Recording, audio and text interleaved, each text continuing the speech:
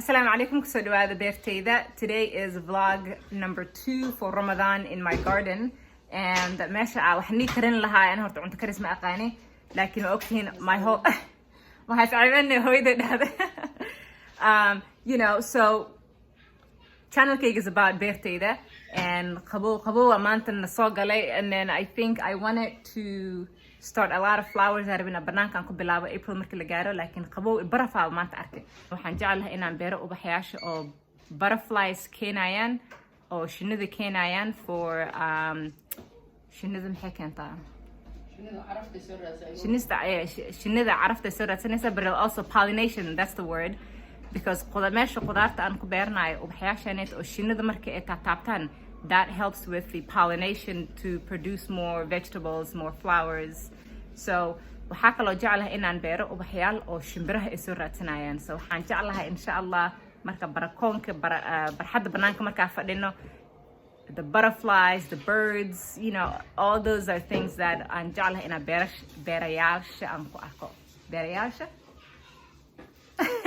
hooyaday fiirna markuu Soomaaliga jiq iga noqdo waxaan dhahay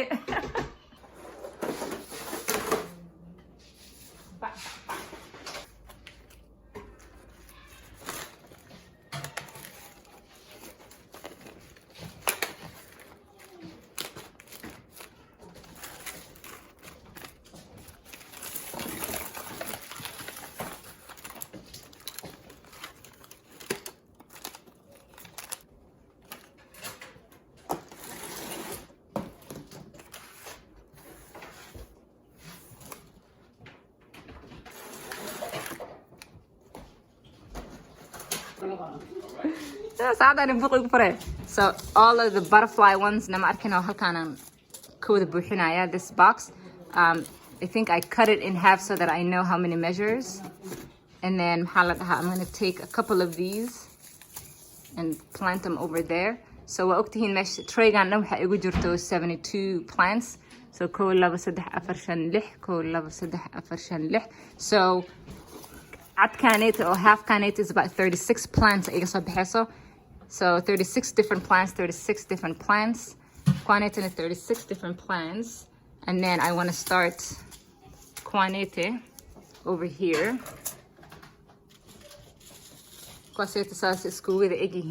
So far I have 36 different types of flowers of each of those flowers. So what I'm going to do is quanete wa wink or jalaha, they're different. Kan halkana sidan ugu beeraya, and I think I have a different types of yellow xagan ku beeraya kaas. So this is the butterfly, it's milkweed. Inshallah waxaan rabaa inaan balanbalaalis badan na dhex fariisto. So miraha sidan u egyihiin, there's a lot of seeds in each packet, so laga yaaba waxaan hadda ahay dhan inaan wada isticmaalin.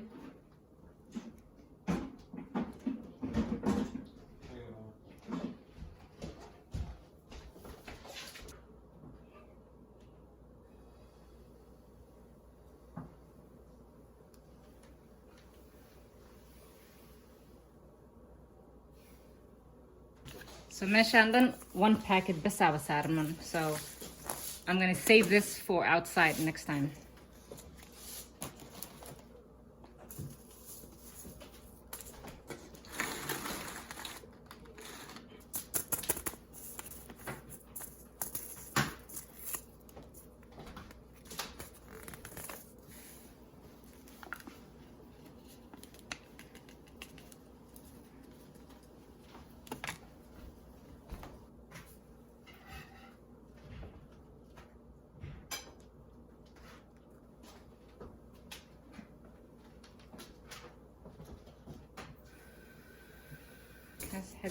Sorry.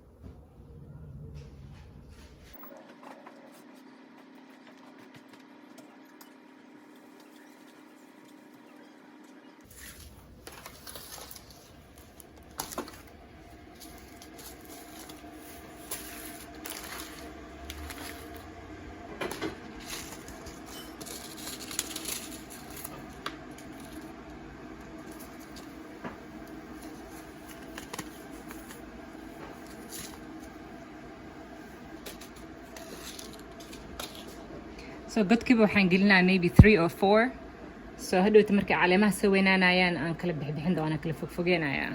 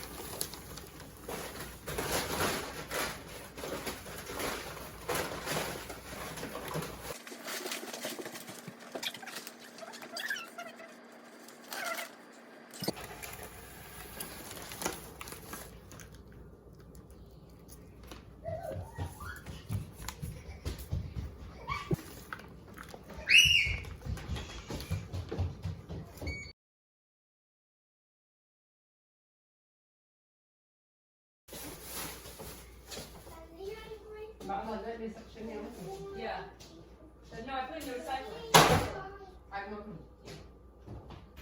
Okay, qaraabo ani xafishkayga. I'm gonna start cleaning up soon right now. The only thing oo hadda ii haray marka aan sidaan hadartan wax u baaray waxay yihiin the plastic dome oo hurin lahayd. Haddii oo wax aan huriyo lahayn laga yaabo inaan bacyaal aan ku duduubo inshallah. I'll see if I can find bacyaal. It's so simple. The whole point aan mirahaneeta gudaha ugu bilaabay ay waxay yihiin caradaasayt inay kuleel ahaato sida mirihii germination u sameeyaan marka arkayna caleemo yaryar soo baxayaan bacdi masafurkaan ka qaadaya inshallah. So we'll see and I'll keep you more up to date inshallah. Don't forget to subscribe. Habeen wanaagsan. Okay, so meeshaan hadartan keenay all the flowers aan soo beeray inaan huriya laga rabaa soo bacyaashaanayt aan kusoo daboole caradaanayt way qoyan tahay. So this light will keep it warm. Bacyaashaanaytana way sii hurinaysaa. As you can see, mirihii sidaan hadartan u egyihiin.